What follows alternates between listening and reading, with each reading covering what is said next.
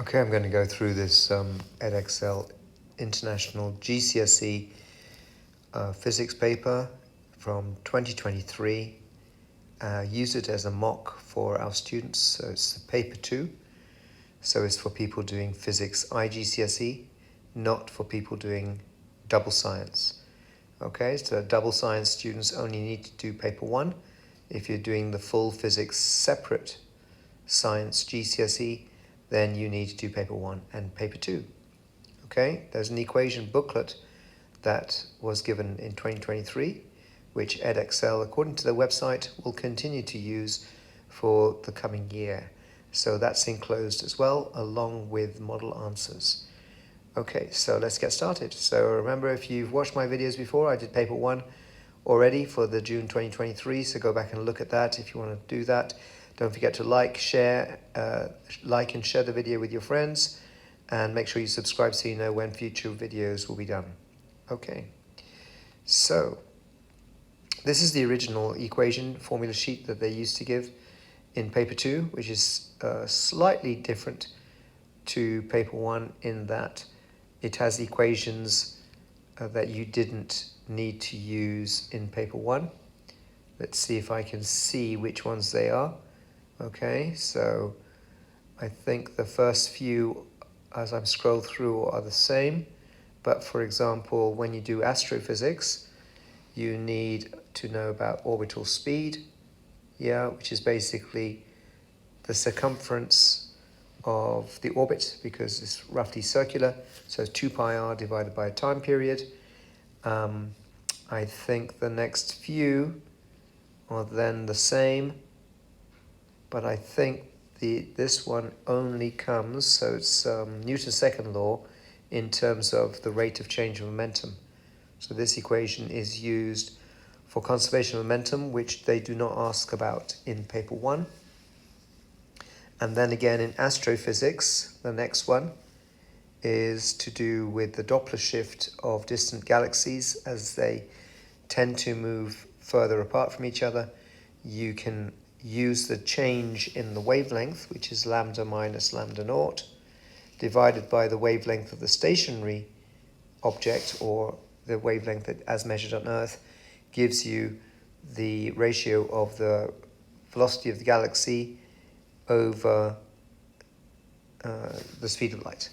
Okay, so it's a clever way of working out how fast galaxies are moving away from Earth. Okay, and then for those who've been doing physics, you'll be familiar with specific heat capacity. So you need to use this equation commonly in paper 2. Okay, so let's go through the questions one by one and see how we get on. The first one is about vector quantities and scalar quantities.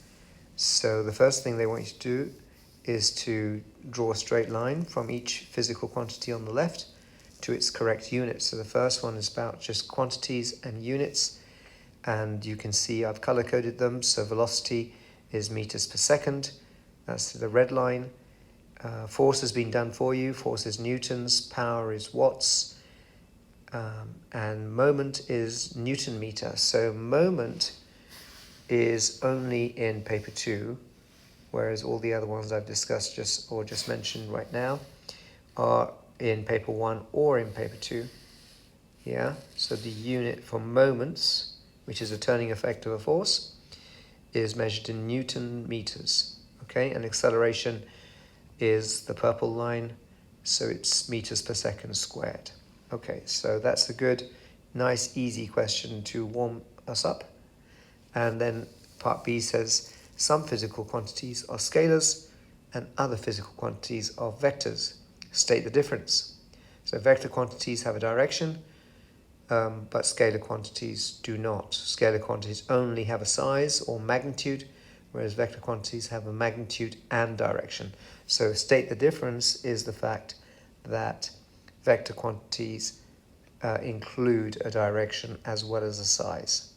Okay?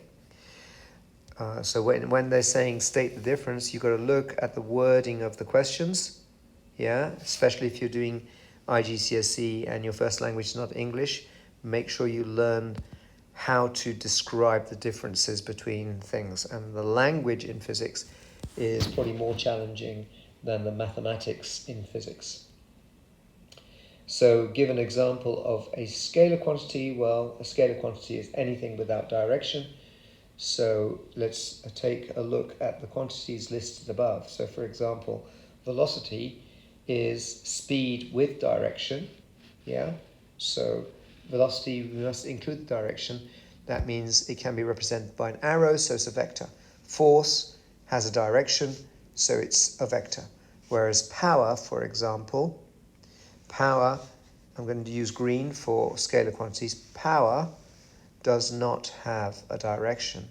Yeah, it's the amount of energy used per second. So of the 5 there, the only one which doesn't really have a direction is power. Okay, so we won't go into moments because moments also clockwise direction and anti-clockwise direction usually. Okay, but you can put any scalar quantity, for example, speed, distance, and on the mark scheme they've given you a list to go through. So you just got to know a quantity which does not include direction. So there we go, quantities that they're accepting. So there's the answers and how you mark it. Yeah, so this is the marking. 3 if all are correct, 2 marks if 2 are correct, and 1 mark for any one correct answer for the first part. And the scalar quantities that they've suggested are here. Yeah, that they'll accept any of these: speed, distance, length, mass, time, temperature, energy, power. And there could be others, but those are the ones we've listed. I hope that makes sense. So that's question 1 done, a nice easy 5-mark question. Question 2 is also a reasonably straightforward question. It's about the different methods of generating electricity. Well, that comes from Unit 4, so it's to do with energy resources. Energy resources is not in double science, so they always tend to give a question early on about energy resources, which is basically renewable versus non-renewable, advantages and disadvantages, as you'll be able to see, is the theme of this question when they're focusing on 2 types of energy resources. Okay, so you'll see that they've let's go through it and see exactly what you've got to do. So part A says natural gas can be burned to generate electricity. Name the energy store. Yes, so remember there's energy stores and energy transfers. That decreases when natural gas is burned. Well, whenever you burn something, it's a form of combustion. So, and combustion is a use of the chemical energy stored in a substance. So the energy store would be described as chemical. Then it says part B, burning natural gas and the movement of water waves can both be used to generate electricity, because as long as you've got movement, yeah, you can turn an electromagnet like a generator. So you can use movement of water waves to get the generator to move inside a magnetic field. So you get an electromagnetic generation of electricity. Or you could just burn something so that any fossil fuel or any fuel can be burnt. Heat water, turn steam, steam turns turbine, and so on. So you need to know the methods of electricity generation. And then it says discuss the advantages and disadvantages. So discuss is the key term. So they just don't want you to state it, they want you to write something about it. So the advantages, plural, and disadvantages of these 2. They mean water waves and natural gas. So these are the 2 that they're referring to. So I think you should lay out your answers very clearly. So natural gas advantages, discuss a few advantages, and then let's do the advantages in green. So natural gas advantages, think of what you can write. Then write in red, traffic light system. Disadvantages, what you're going to say about disadvantages of natural gas. Yeah, so for example, it's not renewable. It adds to the carbon dioxide in the atmosphere, which the global warming model suggests is a problem. And then wave power, advantages.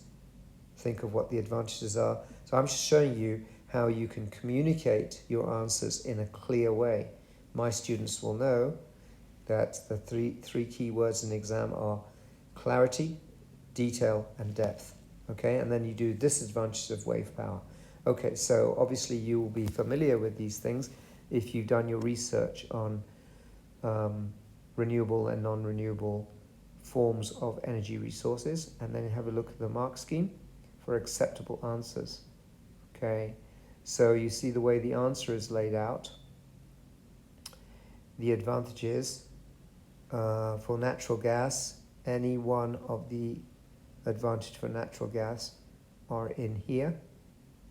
So the idea that electricity generated can change to meet demand. So it's very reliable and it's easy to get the generation. You're in control of the amount that is generated. Yeah? And then it's got some other notes here to clarify for the people marking the exam. Remember, the mark schemes are written for examiners, they're not written for students, so they're not always in friendly terms for you to understand.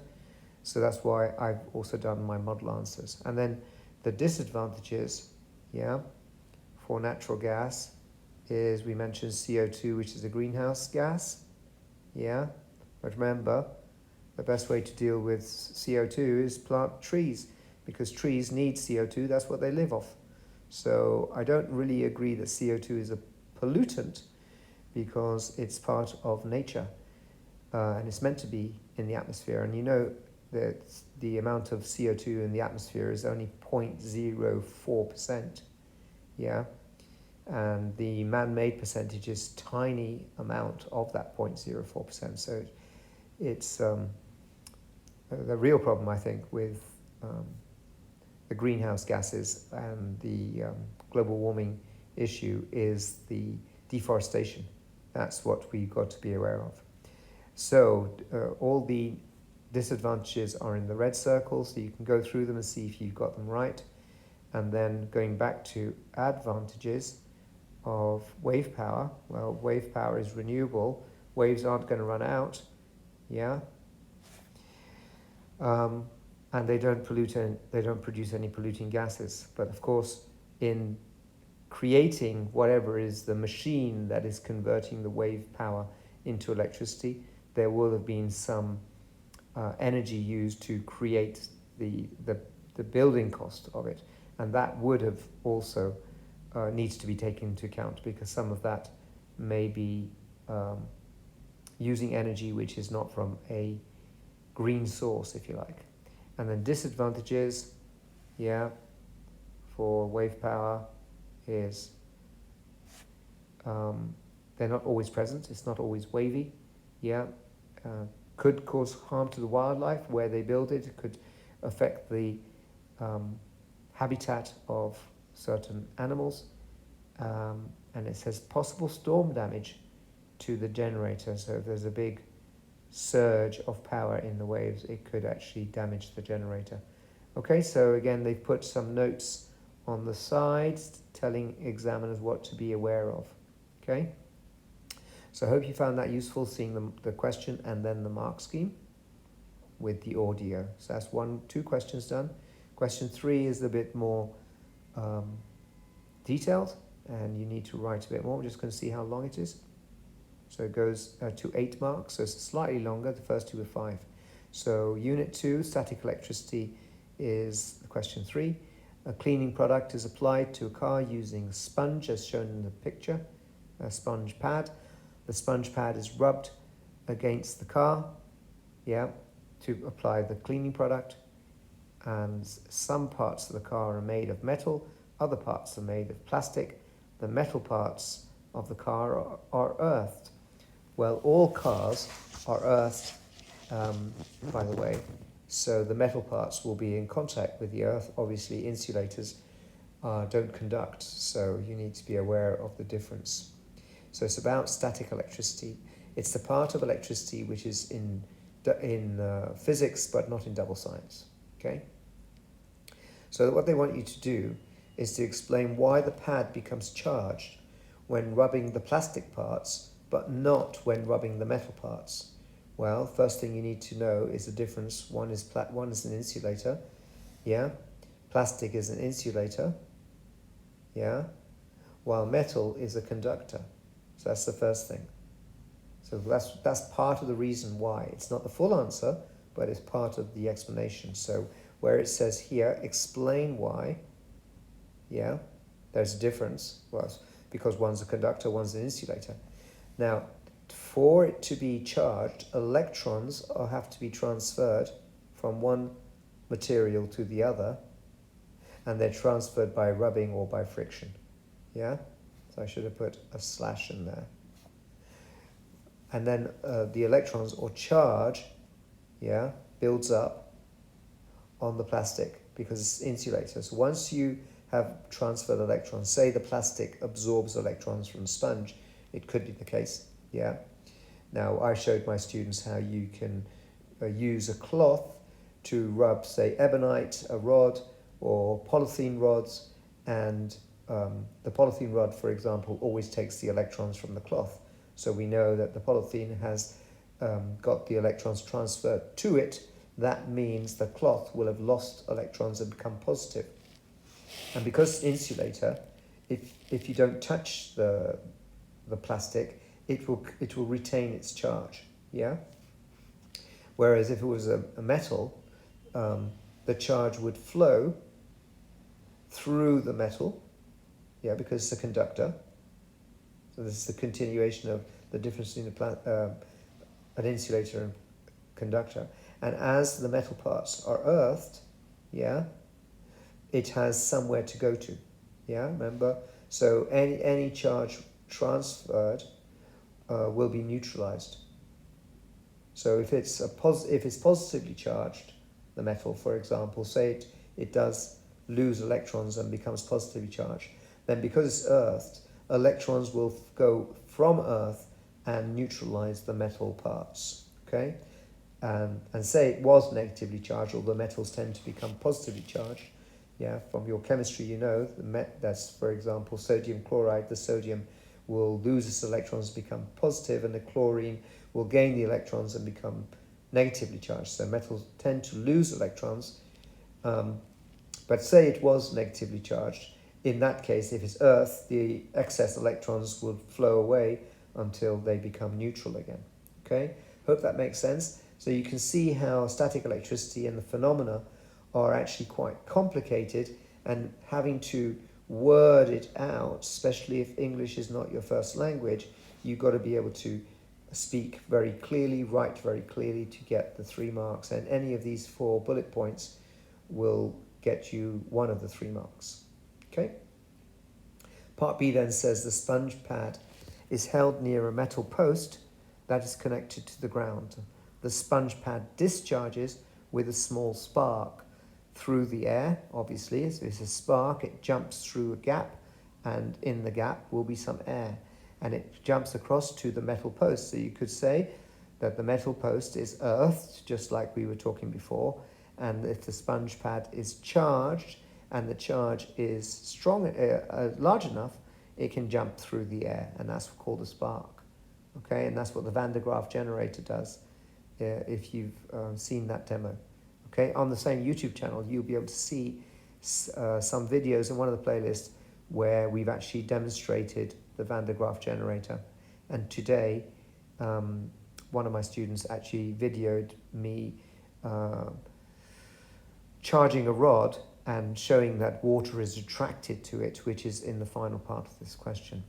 Okay, so the sponge pad stores 5.0 millijoules of energy. So you've got to read all these prefixes very carefully, and 5 millijoules here of energy is 5 times 10 to the minus 3 joules. Now you know a millimeter is 1,000th of a meter, so 5 millijoules is 1,000th of a joule. So once they want to see that you don't make these mistakes, you've got to change it to millijoule to standard form. I would recommend you use standard form, and then they're giving you the voltage between the pad and the metal post is 6,000 volts. So if you have that amount of voltage, you will get a spark. And you may have experienced it when you're in shopping malls and you go to the escalator, which has a metal part on it, and the first you touch it, you get a little spark. And that's an electrostatic. It's a similar situation because the escalators will be earthed somewhere, and that you've been charged because your shoes have rubbed against carpet or whatever, and you've become charged yourself. So that's basically what's going on. And they want you to calculate the charge, transferred by the spark. Now remember, the spark is only a small amount, but you've got to use the equation energy transferred from the equation sheet is charge times voltage. Okay? Now remember, voltage is 1 joule per coulomb, and coulomb is the unit of charge.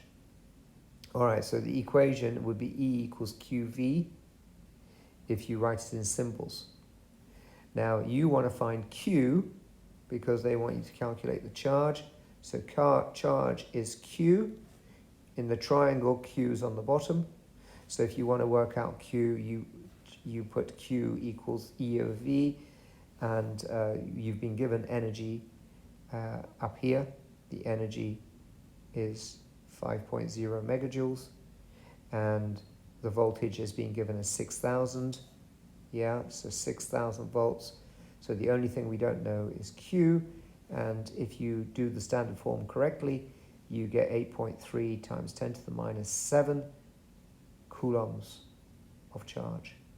Two significant figures. Now we only want two significant figures because they're given 5.0 means that's two significant figures, and 6,000 could be 1 or 2. So I would use two significant figures in my answer. Hope that makes sense. It then goes to the small spark between, part 2, the small spark between the sponge pad and the metal post demonstrates that the sponge is charged. The spark is a sign that there's charge transfer, and that shows that one of the objects is charged. Describe a different experiment that could demonstrate that the sponge pad is charged. Okay, so I told you that I showed some students today in year 10, where they're just doing their topic test, that bending water, if it's slow moving from a tap, if you charge a rod electrostatically, the water will bend towards the charged object because water is neutral. Okay, you could use small pieces of paper instead and see if the charged object can attract and move the small pieces of paper. You want them to be small so they don't weigh much. You could try to move someone's hair, so you've probably done that with a balloon before, or you could actually hang a balloon and see if the charged object will be able to move the neutral balloon. So don't charge the balloon, you want it to be neutral, okay? And there is something called a gold leaf electroscope, which has a very thin gold foil, which if you bring a charged object near it, it deflects the gold foil. So that's why they've accepted these methods of a charged object attracting a neutral insulator. Okay, so this is how you've got to do it. So you bring the charged sponge near one of these tests that I've described, and if it attracts towards the sponge, it shows the sponge is charged. Remember, the neutral object will be attracted to the charged object. Okay, so I hope that makes sense, and that's the end of question 3.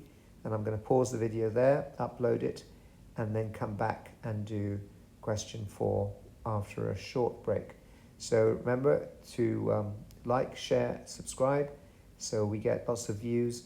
Most of the views on the channel are for A-level, although this year I've started to put some more GCSE videos up for you guys.